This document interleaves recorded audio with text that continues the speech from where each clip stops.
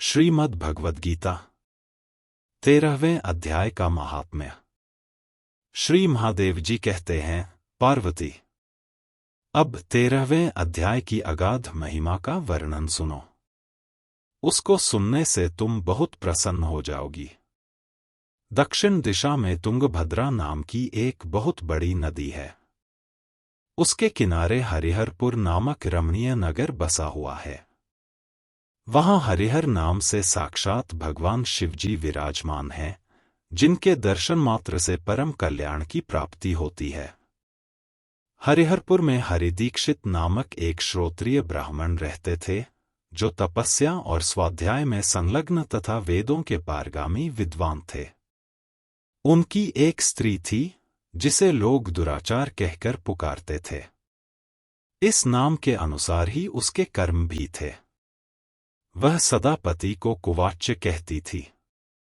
उसने कभी भी उनके साथ शयन नहीं किया।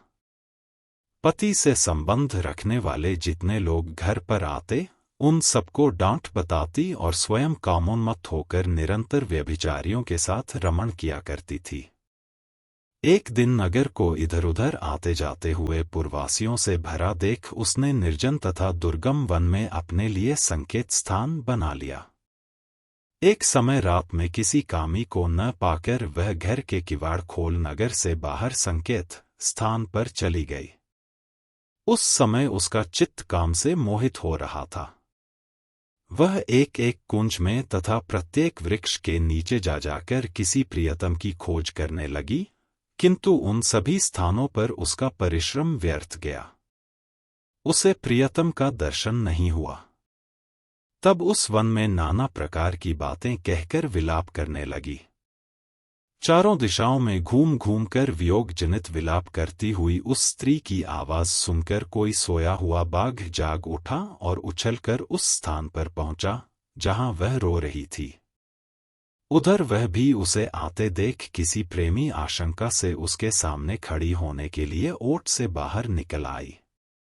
उस समय व्याघ्र ने आकर उसे नखरूपी बाणों के प्रहार से पृथ्वी पर गिरा दिया। इस अवस्था में भी वह कठोर वाणी में चिल्लाती हुई पूछ बैठी, अरे बाघ, तू किस लिए मुझे मारने को यहां आया है? पहले इन सारी बातों को बता दे, फिर मुझे मारना। उसकी यह बात सुनकर प्रचंड पराक्रमी व्याघ्र क्षण भर के लिए उसे अपना ग्रास बनाने से रुक गया और हंसता हुआ सा बोला, दक्षिण देश में मलाफा नामक एक नदी है। उसके तट पर मुनिपर्णा नगरी बसी हुई है। वहां पंचलिंग नाम से प्रसिद्ध साक्षात भगवान शंकर निवास करते हैं। उसी नगरी में मैं ब्राह्मण कुमार होकर रहता था।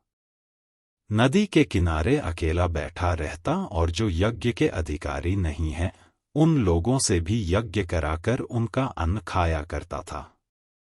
इतना ही नहीं, धन के लोभ से मैं सदा अपने वेद पाठ के फल को बेचा करता था। मेरा लोभ यहां तक बढ़ गया था कि अन्य भिक्षुओं को गालियां देकर हटा देता और स्वयं दूसरों को नहीं देने योग्य धन भी बिना दिए ही हमेशा ले लिया करता था। ऋण लेने के बहाने मैं सब लोगों को छला करता था। तदंतर कुछ काल व्यतीत होने पर मैं बूढ़ा हो गया।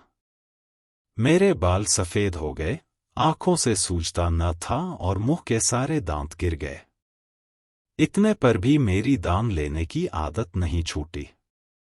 पर्व आने पर प्रतिग्रह के लोभ से मैं हाथ में कुश लिए तीर्थ के समीप चला जाया करता था। तत्पश्चात जब मेरे सारे अंग शिथिल हो गए, तब एक बार मैं कुछ धूर्त ब्राह्मणों के घर पर मांगने खाने के लिए गया। उसी समय मेरे पैर में कुत्ते ने काट दिया। तब मैं मूर्छित होकर क्षण भर में पृथ्वी पर गिर पड़ा। मेरे प्राण निकल गए। उसके बाद मैं इसी व्याघ्रयोनि में उत्पन्न हुआ। तब से इस दुर्गम वन में रहता हूं तथा अपने पूर्व पापों को याद करके कभी धर्मिष्ठ महात्मा, यति, साधु पुरुष तथा सती स्त्रियों को नहीं खाता। पापी दुराचारी तथा कुल्टा स्त्रियों को ही मैं अपना भक्ष्य बनाता हूं। अतः कुल्टा होने के कारण तू अवश्य ही मेरा ग्रास बनेगी। यह कहकर वह अपने कठोर नखों से उसके शरीर के टुकड़े टुकड़े करके खा गया। इसके बाद यमराज के दूत उस पापिनी को संयमनीपुरी में ले गए। यहाँ यमराज की आज्ञा से उन्होंने अनेकों बार उसे विष्ठा, मूत्र और रक्त से भरे हुए भयानक कुंडों में गिराया। करोड़ों कल्पों तक उसमें रखने के बाद उसे वहां से ले जाकर 100 मनवंतरों तक रौरव नरक में रखा। फिर चारों ओर मुंह करके दीन भाव से रोती हुई उस पापिनी को वहां से खींचकर दहनानन नामक नरक में गिराया। उस समय उसके केश खुले हुए थे और शरीर भयानक दिखाई देता था। इस प्रकार घोर नरकयातना भोग चुकने पर वह महापापिनी इस लोक में आकर चांडाल योनि में उत्पन्न हुई। चांडाल के घर में भी प्रतिदिन बढ़ती हुई वह पूर्व जन्म के अभ्यास से पूर्ववत पापों में प्रवृत्त रही। फिर उसे कोढ़ और राज्यक्षमा का रोग हो गया। नेत्रों में पीड़ा होने लगी। फिर कुछ काल के पश्चात वह पुनः अपने निवास स्थान हरिहरपुर को गई, जहां भगवान शिव के अंतःपुर की स्वामिनी जम्भका देवी विराजमान हैं। वहां उसने वासुदेव नामक एक पवित्र ब्राह्मण का दर्शन किया, जो निरंतर गीता के 13वें अध्याय का पाठ करता रहता था।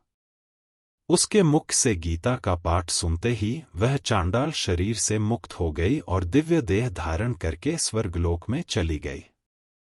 यदि आपने अभी तक हमारा चैनल सब्सक्राइब नहीं किया है, तो हमारे चैनल नित्या कुंज को सब्सक्राइब कीजिए ताकि आपको नई वीडियो का नोटिफिकेशन मिल सके।